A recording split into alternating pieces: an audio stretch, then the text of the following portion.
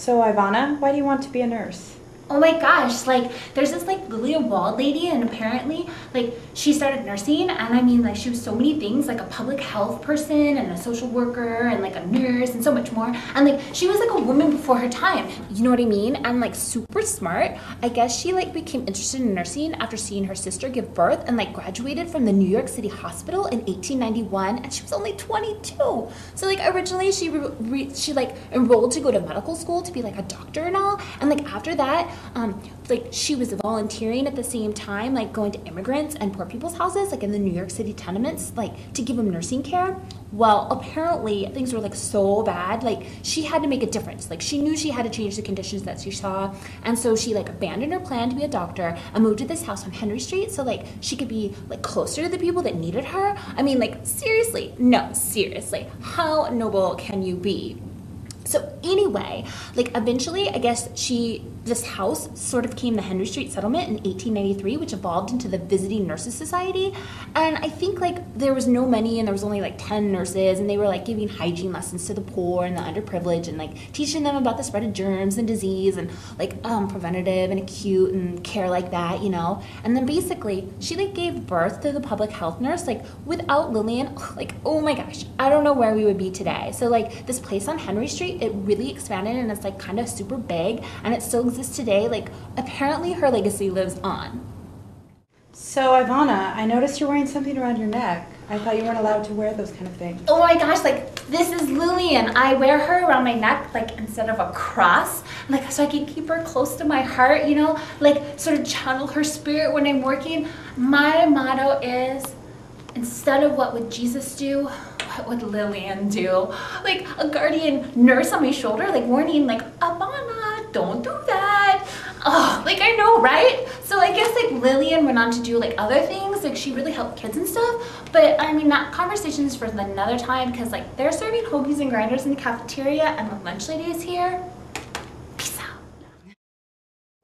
I owe my very existence to Lillian Wald. My great-grandmother was a kid in the early 1900s.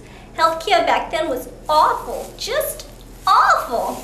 My family couldn't afford good healthcare or their own private nurse. Miss Wald changed all that. In 1902, she got the school system to provide New York City's very first public school nurse. Her name was Lena Rogers. In her first month at the school my great-grandmother was going to, she treated 893 students, made 137 home visits, and helped 25 kids who got no medical attention before get all better and go back to school. My great-grandmother was one of those kids, and if it wasn't for the school nurse, she would have died early in life. I'm sorry. I'm getting emotional here. And there's another thing Lillian Wald did for my family. I come from a proud long line of lunch ladies. My ancestry goes all the way back to the very first lunch lady ever. My mother, I'm a Hungary, was a lunch lady. My grandmother, you're a Hungary, was a lunch lady.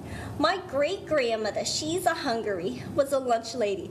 And my great-great-grandmother, Vera Hungary, was the very first lunch lady. In 1908, Lillian Wald started the school lunch program, and my family's been serving lunches to kids ever since.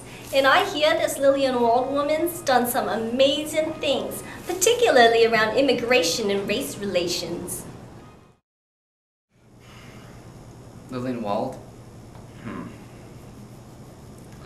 I've been studying her for a long time, ever since I started nursing school. I think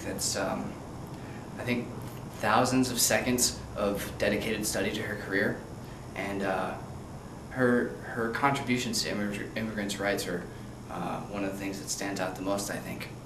In 1908, the then governor of New York visited the settlement at Henry Street, and after meeting Miss Wald and seeing the scope of her practice, appointed her as a representative on the New York Immigration Commission. The commission led ultimately to the formation of the State Bureau of Labor and Industry, focusing on the safety and welfare of workers, including immigrants, who at the time were being discriminated against. She provided advocacy for the welfare of even more individuals who at the time had no voice. Later on, she worked with Dr. Lee Frankel to convince the Metropolitan Life Insurance Board of Directors to cover visits from public health nurses. Their logic was that healthy patients would live longer and save the company money over the long run. And then she convinced them.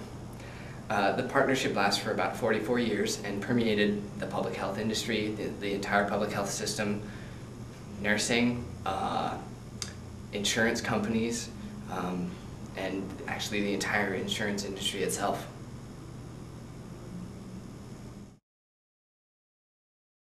So, Ms. Field, what did Lillian Wald do for women?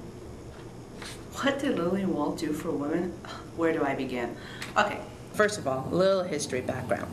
The attitude towards women during the early 1900s were that they were emotionally and intellectually inferior to men. This perception was further reinforced with laws that prohibit women from voting. In addition, women had no property rights, no parental rights in the eye of the court. Women had limited educational and employment opportunity. Imagine receiving a letter of rejection from a college or university because of your sex. Basically, women were second-class citizens. Lillian Wald started championing for women's rights when she was a nurse traveling through the tenements of Lower Manhattan. She witnessed women and children living in substandard conditions because their father or husband abandoned them, and the chances for them to get out of this situation were slim. Many women died, and their children were placed in orphanages.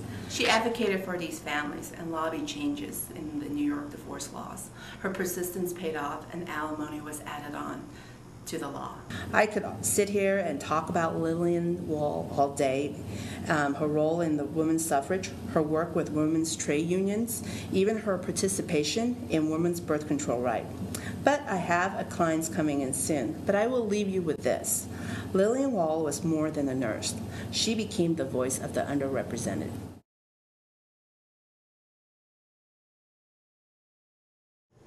In 1893, Lillian Wald coined the phrase public health nurse in order to give a title to the work her and her colleagues were doing in the poor communities of New York City. It was in these communities that she was able to make the deep connections between illness and poverty. What started as a focus on community health ended in a phenomenon in national public health. Wald and her colleagues understood that to improve the health of the community, they needed to provide curative care, but more importantly, preventative care, primarily in the form of education. Her innovations in public health, while largely invisible today, are still very much a part of our daily lives. We see school lunches, special education, early childhood immunizations, and education in nutrition and sanitation as examples of programs that were initiated as part of this era, still valued in our society today. Wald's largest success may have been the Henry Street Settlement, which in 1912 had over 28,000 people enrolled in its programs and is still open and providing services in the community today. Also in 1912, the American Red Cross Public Health Nursing Service launched across the United States. By the early 1920s, over 3,000 public health nursing organizations were available in this country. It would be amazing if I could accomplish a fraction of what Lillian Wald contributed to this country. From home visits to national policy changes, her contributions to the profession of nursing and public health are truly astonishing. Hoagies and grinders, navy beans, navy beans, navy beans, navy beans, hoagies and grinders, hoagies and grinders, navy beans, meatloaf sandwich, sloppy joe, sloppy joe, sloppy joe, sloppy joe, sloppy joe, sloppy joe, sloppy joe, yeah. One morning that I woke up to see all the pepperoni pizza was looking at me. It screamed, why do you burn me and serve me up cold? I said, I got the spatula, just do what you're told. Then the liver and onions started joining the fight, and the chocolate pudding.